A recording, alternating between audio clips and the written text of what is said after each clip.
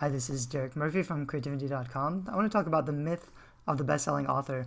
This is something I see a lot of authors doing where they'll say I'm a #1 Amazon bestseller. They'll put it on their websites, possibly their Amazon page.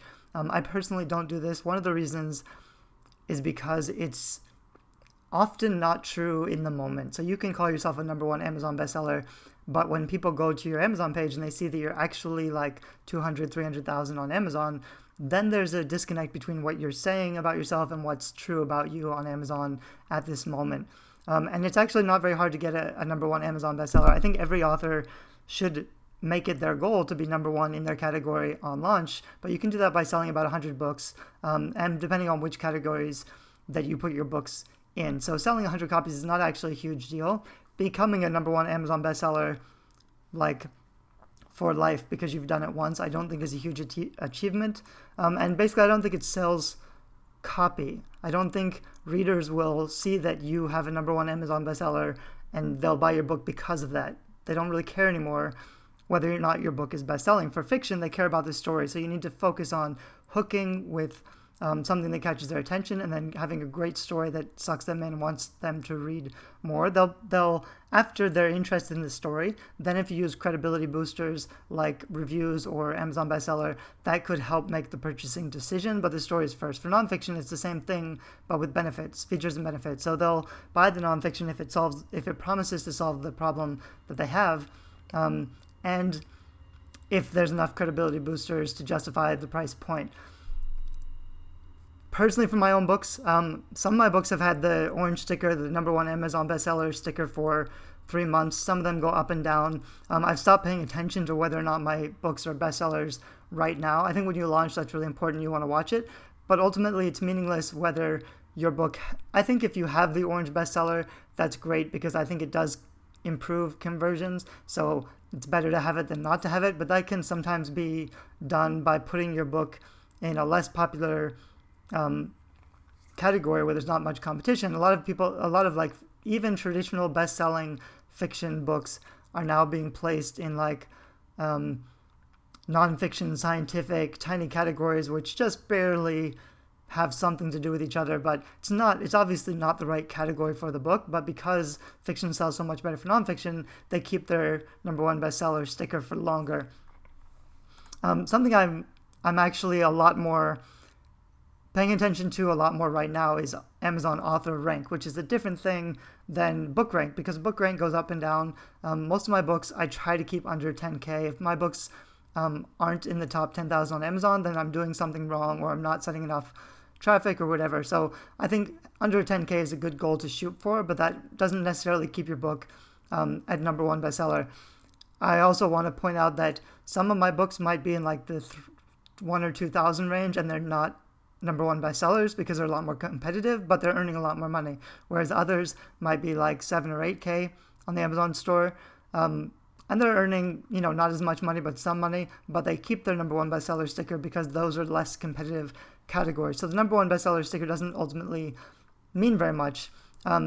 Author rank, however, is much harder to earn and to keep. So when my first year, I didn't have an author rank. It shows up if you go to your Amazon Author Central dashboard, you can see your author rank, but on your books page, under your author profile, you generally won't have any author rank unless you have lots of books that are selling really well. And that basically means you, as an author, are in the top 100 of authors in your genre or your category, which is great for a lot of extra visibility.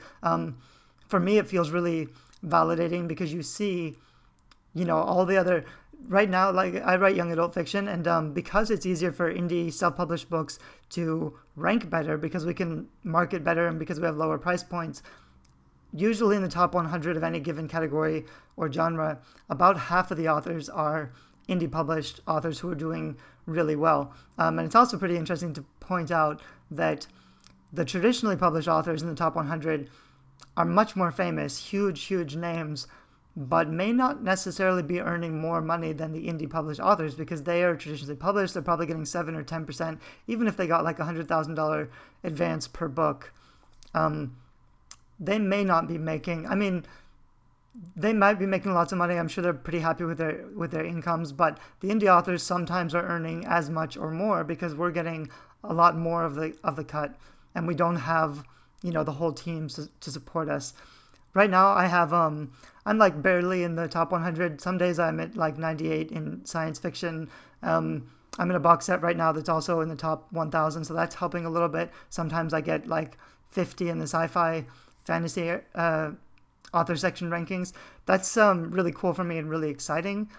I would right now, like, my only goal is to keep my author rank because I think that's it's a really good indicator. I've updated my author bio to say I'm a top 100 Amazon seller, which I think is a better indicator than saying like I'm number one in this category.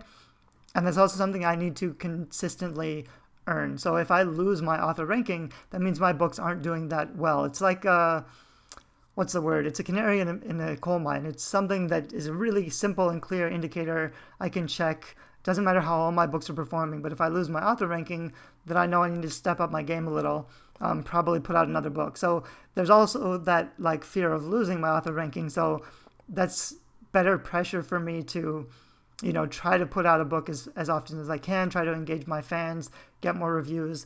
That's kind of now like my benchmark for my author career, even more than the earnings, because the earnings kind of go up and down. It's great to make the money, but I think the author ranking is a public validator of not just the quality of your writing, and I shouldn't say the quality of your writing because the quality of your writing is a totally separate thing from the value of your writing, the value that your books provide to the audience who's willing to pay for those books. So that's a whole different issue if you want to talk about quality versus value. Maybe I'll make another video just about that because I think it's an interesting topic. But I basically wanted to point out that you shouldn't, like, I see a lot of people saying they're like a 10 times #1 best-selling author, and they'll use it to justify their expertise. And I've been on a lot of panels. Right now, it's very popular to put together like an online summit where there's a lot of professional authors who are talking about publishing and marketing and stuff. And for me, I will always, like, most of the people I already know because I've been in this industry for about a decade, but there are some new people who, their biographies sound amazing. They sound, like they have a lot to teach. But then I'll look them up on Amazon and they've only published 1 or 2 books and they're maybe in the top 100,000, but maybe in like 500,000, a million. And there's always that question, like if they were really great at book marketing, then how come they're not selling more books? However, I also appreciate that that's a false argument because there are some genres or topics that sell better than other topics. So for example, my book on book marketing doesn't sell very well because there's not a huge amount of demand for book marketing. You would think that there would be, but actually there's a lot of authors who want to write a book who haven't finished yet. So there's a lot of books about writing and craft, writing prompts. The amount of people who actually publish a book and are ready to market it is much, much smaller. It's a much smaller audience. And so, my book marketing book does reasonably well in its category, but compared to my fiction, it doesn't sell very well. It's probably at like 20 or 30,000 on the Amazon store. I should be doing better, like, because I talk about book marketing and because I know that the appearance of how you're doing on Amazon does impact how well people respect and give you credibility. So like, I want people to trust me because I know what I'm talking about. But one of the ways to do that is to make sure my book on book marketing is always ranking really high on Amazon.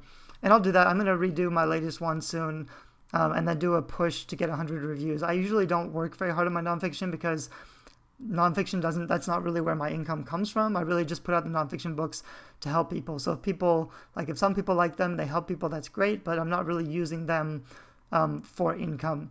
However, I do want people to consume my knowledge because I'm really trying to help people. So one of the ways that I have to make it easier for people is to boost the credibility boosters like rank on Amazon. I don't know if anybody looks at Amazon rank the way that I do. Most readers probably don't. Like when they find a book on Amazon, they probably don't really look at the rank to see how well it's selling. They'll look at the reviews and things like that. So those are some things to point out. I also don't want to disparage anybody who is saying, they're a #1 best-selling author. you can have a great deal of experience and knowledge, and your book might be amazing, and you still don't know enough about book marketing to get your book to do better on Amazon. Or you may just have written a book that's amazing, but it doesn't have a broad market that's going to appeal to lots and lots of book buyers. On Amazon, you have to realize, like in the top 10,000, most of those are going to be fiction, because there's a lot more fiction readers than nonfiction readers. So it's only going to be like a few hundred mega best-selling nonfiction books that stay high in the Kindle rankings. And then there's going to be a lot of other things that don't. And then also, I should say the thing about self-publishing authors and traditionally publishing authors, it's difficult to judge solely based on sales rank, because indie authors are making most of their money from Kindle, whereas traditionally published authors still have books in bookstores or in other channels that aren't Amazon. So it's misleading to just judge them on Kindle book sales, because they may have sold tons and tons of paperback copies or hardback copies in bookstores. So I'm going to end this video here. I don't know if that's really helped anyone, but I think it's an important conversation to have.